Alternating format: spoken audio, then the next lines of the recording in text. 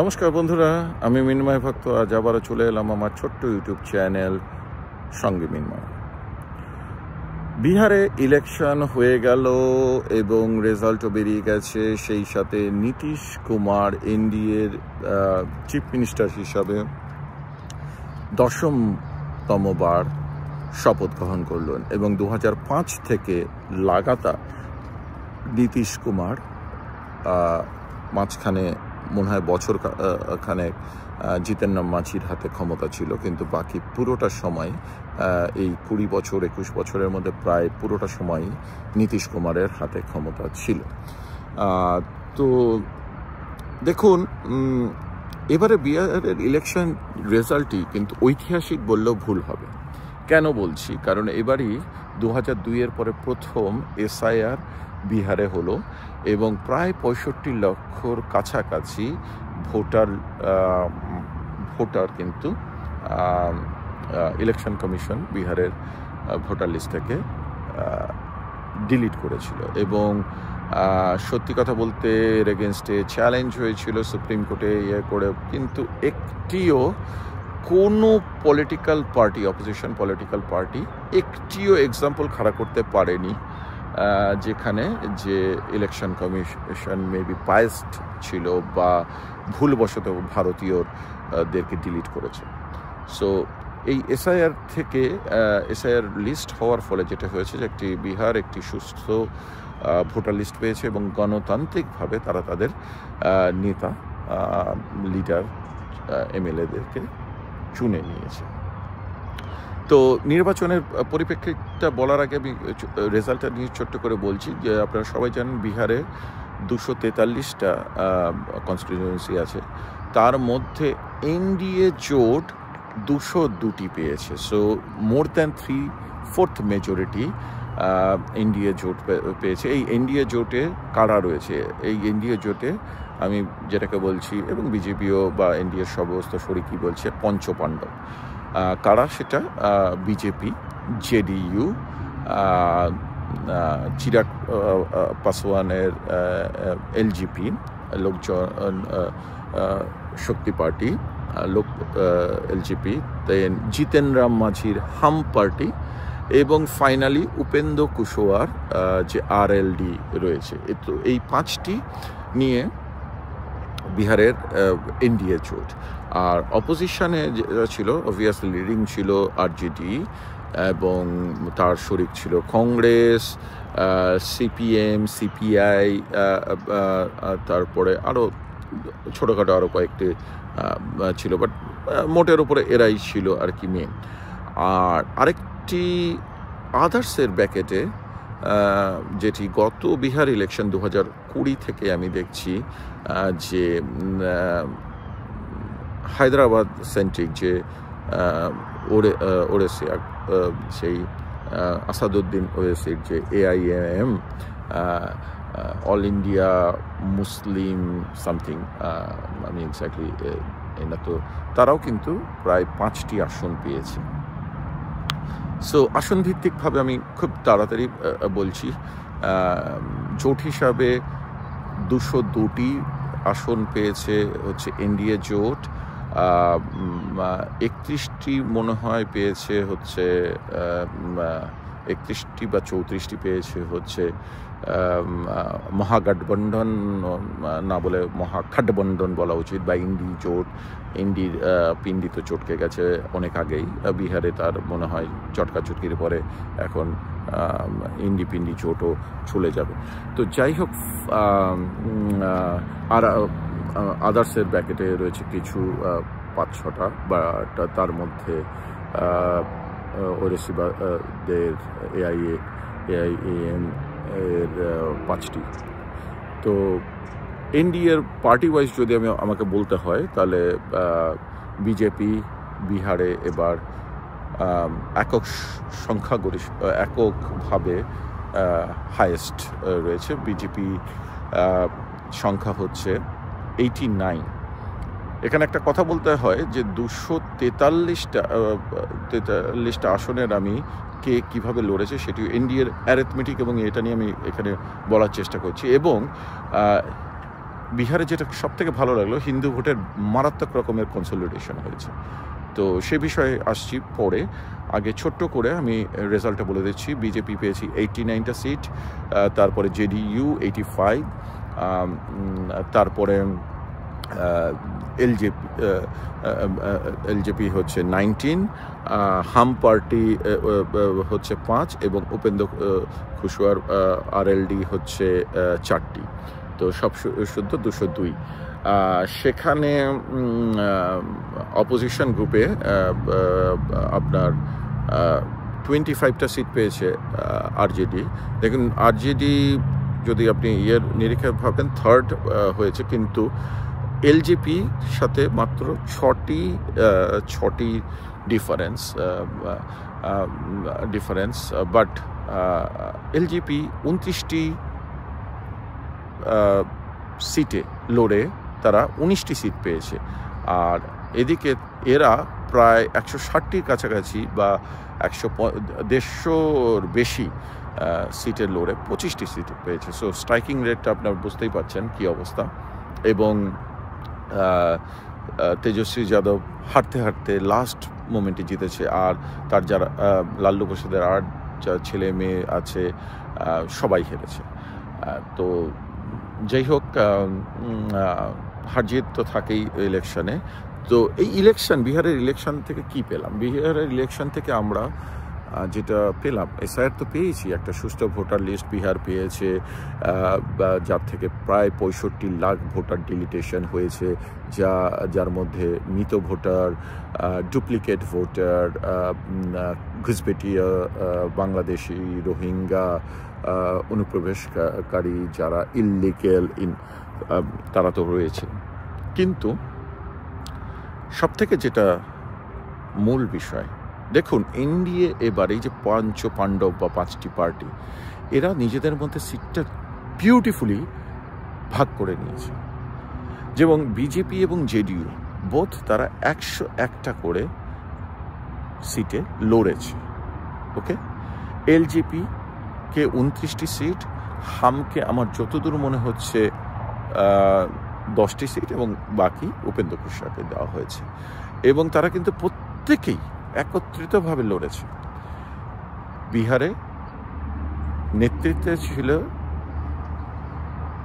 আমাদের নীতিশ কুমার আর মোদিজির চেহারা, এই দুটোর সমন্বয়ে বিহারের ইলেকশন হয়েছে এবং এনডিএ জোটের থাম্পিং মেজরিটি হয়েছে। থাম্পিং মেজরিটি বললেও ভুল হবে। এবং এই ইলেকশনে আরেকটা যেটি জিনিস, এনডিএ জোট খুব সুন্দরভাবে, দেখুন যতই আমরা বলি বিহারের মতো জায়গাতে, Bihar, UP, specially eastern UP বা ওয়েস্টার্ন ইউপিতে এই সমস্ত জায়গায় কিন্তু জাতপাতের একটা আছে অ্যাজ অফ টুডে, হয়তো বা অনেকাংশে কমে এসছে, তারপরেও কিন্তু আছে। সো এই অ্যারিথমেটিকটা কিন্তু আমাদেরকে বুঝতে হবে। এবং এই ক্ষেত্রে আমি সত্যি কথা বলতে বিজেপির সেন্ট্রাল গভর্নমেন্ট বা মানে সেন্ট্রাল যে লিডারশিপ আছে, তারা কিন্তু প্রচণ্ড এইবার তারা শরিকদের নিয়ে চলেছে এবং প্রচণ্ড শরিকদের সাথে তারা কোঅর্ডিনেশন করে গিয়েছে এবং তার ফল পেয়েছে।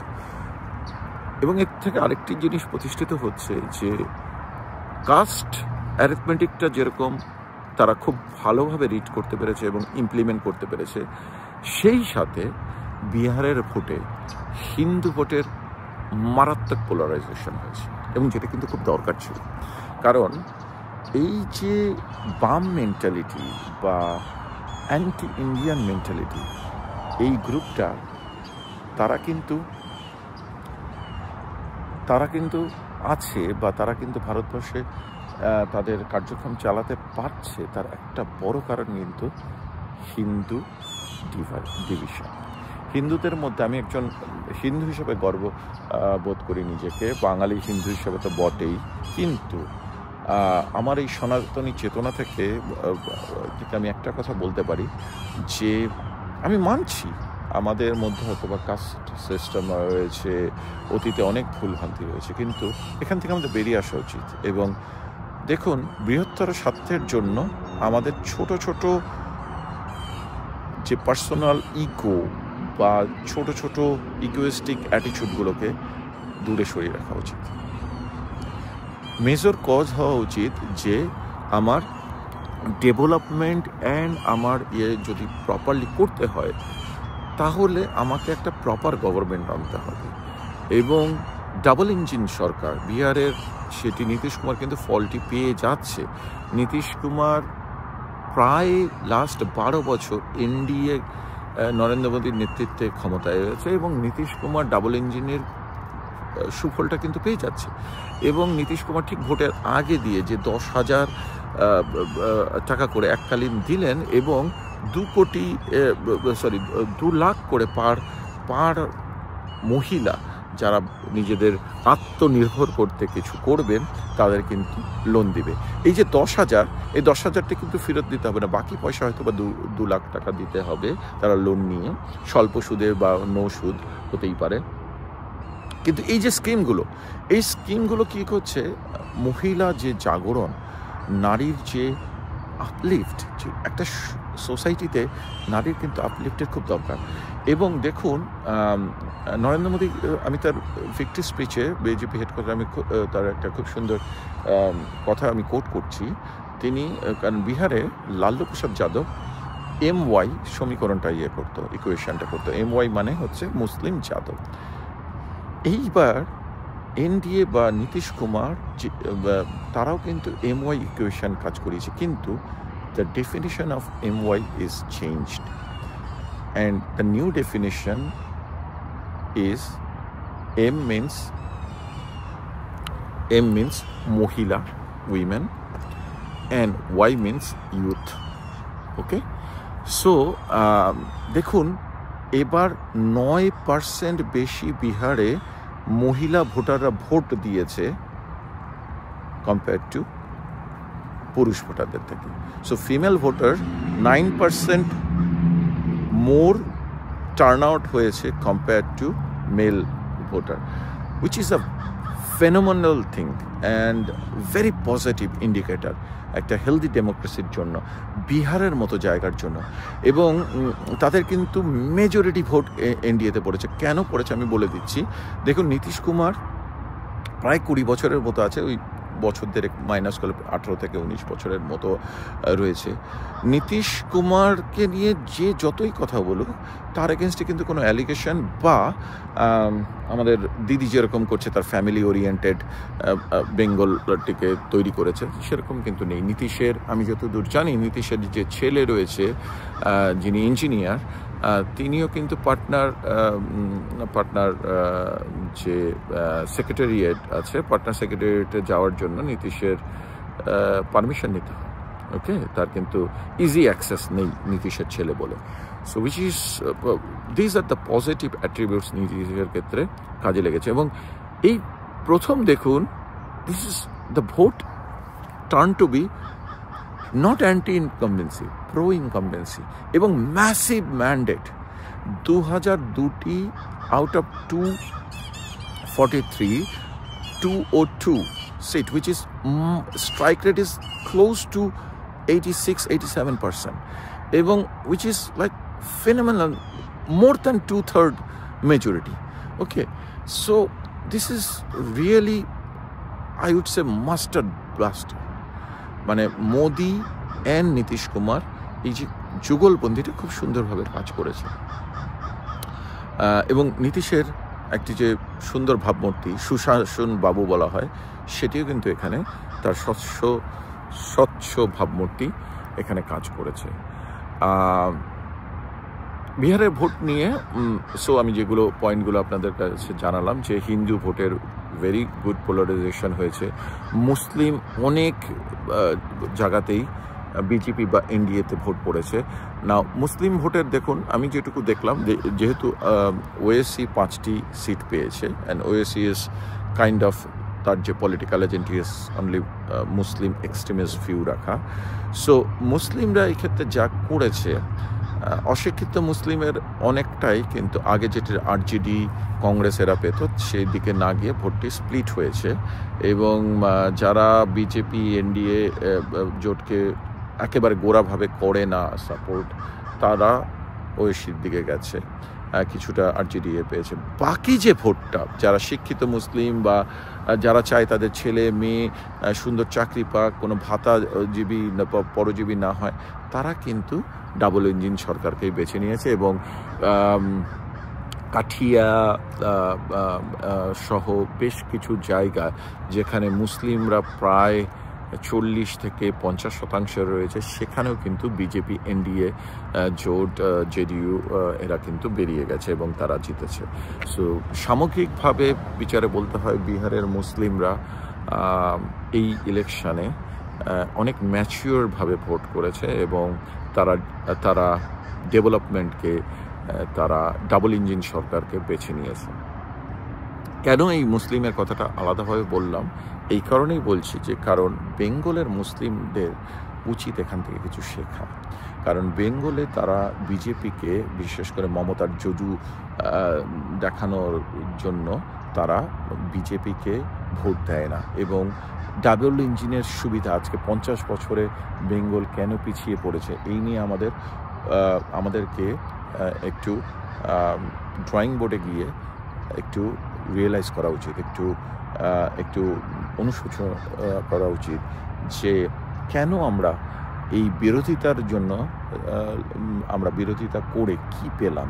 এই 50 বছরে অন্যান্য স্টেটগুলো কোথা থেকে কোথায় চলে গেছে, কেন বেঙ্গল থেকে ব্রেন ড্রেন হয়ে যাচ্ছে, কেন বেঙ্গলে কোনো ইন্ডাস্ট্রি গ্রো হচ্ছে না, কেন বেঙ্গলে কোনো ফরেন ইনভেস্টর আসছে না, কেন বেঙ্গলে আইটি হাব যেটা বুদ্ধদেব ভট্টাচার্য শুরু করেছিল, কেন সেটা আর হলো না, কেন সেক্টর 5 সেভাবে গ্রো হলো না। আর সেই সেক্টর 5-এ যেখানে অফিস স্পেস হতে পারতো, যেখানে আরও বেশি আইটি হাব হতে পারতো, আরও বেশি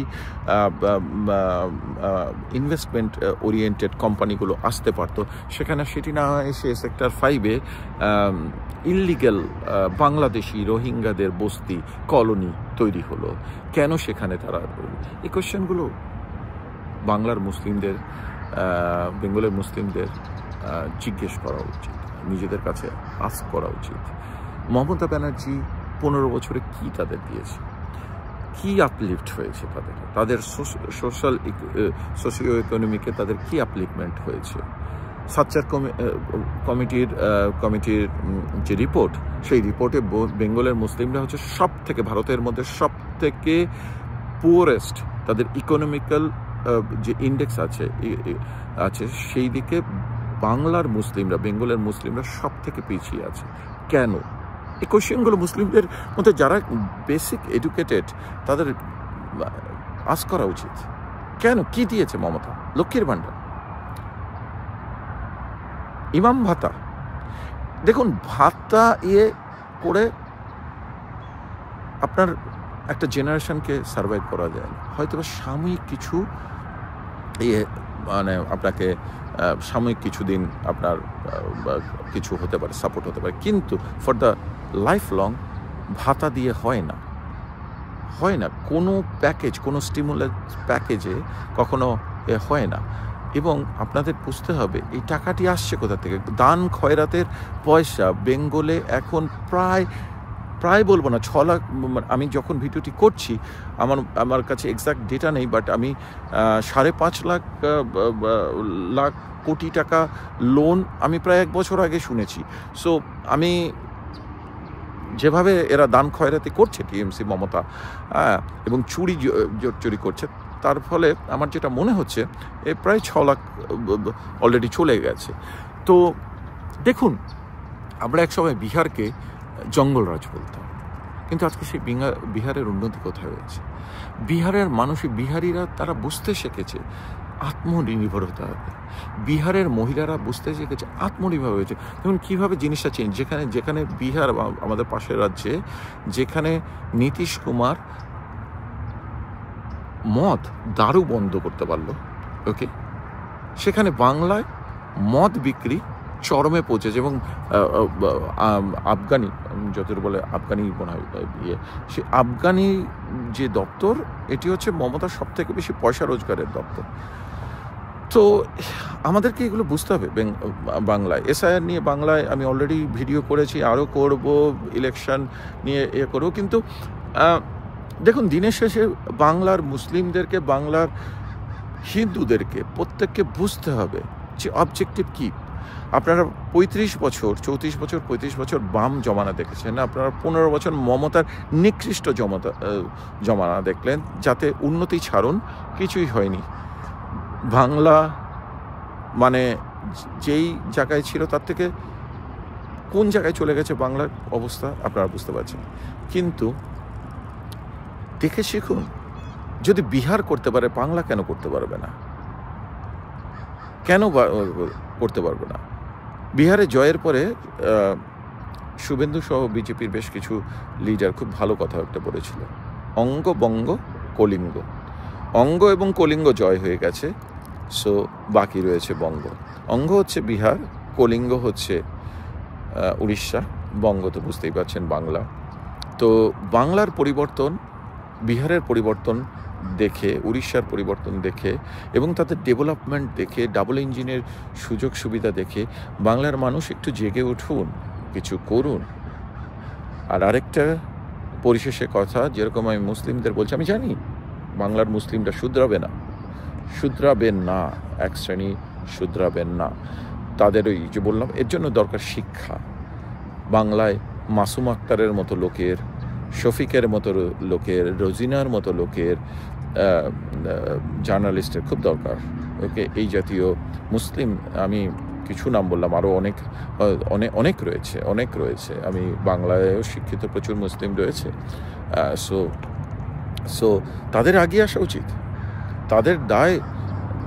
দেখুন, আমি আমার বন্ধু সার্কেলে, আমি আমার যে ক্লোজ সার্কিট বন্ধু সার্কেলে ম্যাক্সিমামই মানে আমি তাদেরকে কি বলবো, তারা হচ্ছে বাম ঘরানা থেকে আসা বা অ্যান্টি হিন্দু সেন্টিমেন্ট। কিন্তু আমি আমার বন্ধুত্ব এক জায়গায়, রাইটস এক জায়গায়, আমার আইডিওলজি এক জায়গায়। এবং আমি ওখানে আমার ওই গ্রুপে যদি মাইনরিটিও হয়ে থাকি, আমি কিন্তু আমার ভয়েস কখনো কমাই না, আমি চেষ্টা করি। এবং আমার বিশ্বাস আস্তে আস্তে মানুষ, আমার বন্ধু সার্কেলও তারা বুঝতে শিখছে যে কোনটা করা উচিত। তো বাংলার মুসলিমদের কাছে আমার রিকোয়েস্ট থাকবে, বিহার থেকে শিখুন।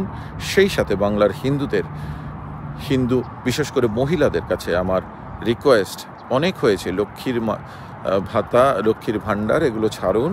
আপনার ছেলের, মেয়েটার সুরক্ষা, ছেলেটার যেরকম অর্থনৈতিক সুরক্ষা, একটি চাকরি দরকার, শিক্ষা দরকার, বা বাংলা শিক্ষা ব্যবস্থা। দেখুন, একটা স্টেটের কতগুলো ইন্ডেক্স রয়েছে সেই স্টেটের বোর্ড নিয়ে, তার মধ্যে একটা হচ্ছে শিক্ষা, আর একটা হচ্ছে স্বাস্থ্য। এই শিক্ষা এবং স্বাস্থ্য, এই দুটিতেই কিন্তু বাংলার করুণ দশা। সো এক্ষেত্রে আপনাদের ইমিডিয়েটলি উচিত এই ছোটোখাটো আপনার যে ভাতা, এগুলোকে বর্জন করে আপনাদেরকে ভবিষ্যতের দিকে তাকিয়ে, ভবিষ্যৎ প্রজন্মের দিকে তাকিয়ে আপনাদেরকে সুষ্ঠুভাবে সিলেক্ট করা উচিত। This is the last chance for Bengal, like West বেঙ্গলের মানুষদের কাছে। এবার যদি আপনারা পরিবর্তন না করতে পারেন, আপনাদেরকে স্বয়ং ভগবানও ক্ষমা করবে না, এবং আপনাদের পরবর্তী প্রজন্ম আর মাথা তুলে তো দূরের কথা, দাঁড়াতেই পারবে না। বিহার থেকে শিখুন। বিহারের এই পজিটিভিটি নিয়ে আমি চেষ্টা করলাম। হিন্দুরা একত্রিত হন। ভোট কনসলিডেশন খুবই দরকার পরিবর্তনের জন্য। কেন দরকার? দেখুন, মুসলমানদের, আমি ভাই বোনদের আমি যতই বলি, তারা সুফল নিলেও তাদের একটা মেজরিটি চাঙ্কের কিন্তু তারা তাদের ওই মৌলানা যারা মাদ্রাসা, যে মসজিদের যে ইমাম মহাজ্জেম যেটি বলবে সেটি প্রায় তারা ফলো করে। হিন্দুদের ক্ষেত্রে বলছি, কেন একত্রিত হয়ে ভোট করা উচিত, কারণ তাহলেই কিন্তু আপনারা সরকারটিকে পরিবর্তন করতে পারবেন। আর আপনারা যদি ডিভাইড হয়ে যান, তার কিন্তু মমতাই আবার আসবে, এবং পরিবর্তন তো দূরের থেকে, যা অবস্থা তার থেকেও খারাপ অবস্থা হবে। ভাতাজীবী হয়ে, পরজীবী হয়ে আর কতদিন আপনারা বাঁচবেন? পরিশেষে আরেকটি কথা বলছি, প্রচুর হিন্দু ভোট কিন্তু ডিভাইড হওয়ার আরেকটি মূল হচ্ছে সিপে মূল। সিপিএম এবং বামপন্থী। দেখুন, এই বাম আয়না দিয়েও সারা পৃথিবীতে খুঁজে পাওয়া যায় না। এই ভারতবর্ষের কিছু পকেট ইয়েতে রয়েছে। চীনের আপনারা যারা কথা বলবেন, চীনের কমিউনিজম ইজ আ ডিফারেন্ট, ওকে? তারা কিন্তু যতই কমিউনিস্ট করুক, তারা কিন্তু ক্যাপিটালিস্টিক পয়েন্টেই চলে, এবং তার জন্য চীনের একটা কিন্তু ইকোনমিক গ্রোথ সারা ওয়ার্ল্ড ওভার আছে, ইকোনমিক ডমিনেশন সারা ওয়ার্ল্ড ওভার আছে। কিন্তু এই যে বাংলায় এখন যে সুজন চক্রবর্তী বা আরও যারা রয়েছে, মোহাম্মদ সেলিম, এদের মতো ইডিয়েট খুব কমই আছে। আমি সত্যি কথা বলতে আমার এই টার্মিনোলজিটা ইউজ করা উচিত হয়নি, কারণ ইউটিউবে আমি চাই না কোনো মানে কোনো বাজে কথা বলা। কিন্তু এদের কাজ হচ্ছে হিন্দু ভোটটাকে ডিভাইড করে দিয়ে বিজেপিকে হারানো। এদের মূল মন্ত্র কিন্তু মমতাকে সরানো না। এরা মমতার বি টিম সি টিম সমস্ত টিম হিসেবে কাজ করছে, ঠিক আছে?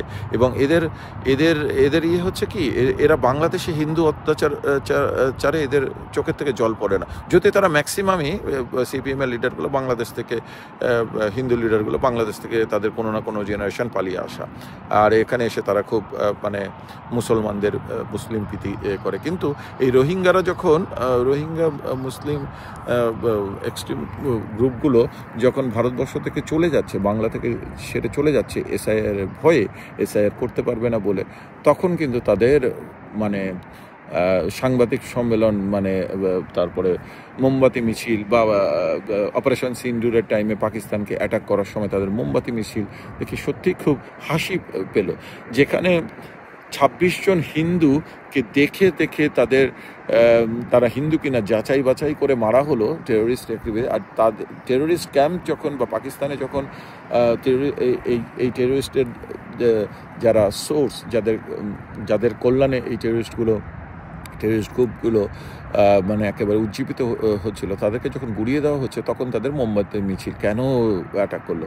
সো এই বামপন্থীদের প্রতি আকৃষ্ট হওয়া ছেড়ে হিন্দু ভোটের ম্যাক্সিমাম পোলারাইজেশনটা কিন্তু খুব দরকার। তো আজ এই পর্যন্তই ছাড়ছি। আরও অনেক কথা রইল, কথা হবেই, কারণ ওয়েস্ট বেঙ্গলের এবারের ইলেকশন, আমি তো দেখুন, আমি বাইরে থাকি, আমি ভোট দিতে পারবো না, কিন্তু যেটি করতে পারি, আমি এই স্বল্প মানে ব্যস্ততার মাঝেও স্বল্প সময় বার করে চেষ্টা করব কিছু ভিডিও করার, ইউটিউবে দেওয়ার। যদি 1-2 জনেরও তার থেকে পজিটিভিটি কিছু আসে, সেটি আমার পাওনা। সাবস্ক্রাইবার কি হলো না কি হলো সেটি আমার খুব একটা মাথা ব্যথা নেই। তো যাই হোক, সবাই ভালো থাকুন, সুস্থ থাকুন। বাংলা এসআইআর চলছে, আমি অলরেডি ভিডিও করেছি, সেই লিঙ্কটিও ডেসক্রিপশন বক্সে দিয়ে দেব। তো আপনারা দেখুন এসআইআর, অবশ্যই এসআইআর নিয়ে আতঙ্কিত হবেন না। এসআইআরটি ফিল আপ করুন, যথাযথ ইনফরমেশন অ্যান্ড ডকুমেন্টেশন দিন। আপনি যদি অ্যাকচুয়াল ভারতীয় হয়ে থাকেন, তাহলে অবশ্যই কারোর কোনো ক্ষমতা নেই আপনাকে ইলেকশন কমিশনের ভোটার লিস্ট থেকে বাদ দেওয়া আপনার নামটা, এবং আপনি সেই রাইটটি, আপনারও সেই রাইট এক্সিকিউট করার কথা, যেই রাইট নরেন্দ্র মোদী এনজয় করে যাচ্ছেন। সো আপনারা ইন্ডিয়ান হিসাবে ভয় পাবেন না। নরেন্দ্র মোদী যেই রাইট এনজয় করে, বিং আ ইন্ডিয়ান, 140-45 কোটি যে ভারতবাসী রয়েছে, তাদেরও কিন্তু সেম রাইটস এনজয় করা উচিত। তো সবাই ভালো থাকুন, সুস্থ থাকুন, আনন্দে থাকুন। আর যদি ভিডিওটি ভালো লাগে, তাহলে লাইক শেয়ার করতে ভুলবেন না। আর চ্যানেলে যদি নতুন হয়ে থাকেন, তাহলে অবশ্যই সাবস্ক্রাইব করুন। সবাই ভালো থাকুন, সুস্থ থাকুন। আজ এই পর্যন্তই, নমস্কার।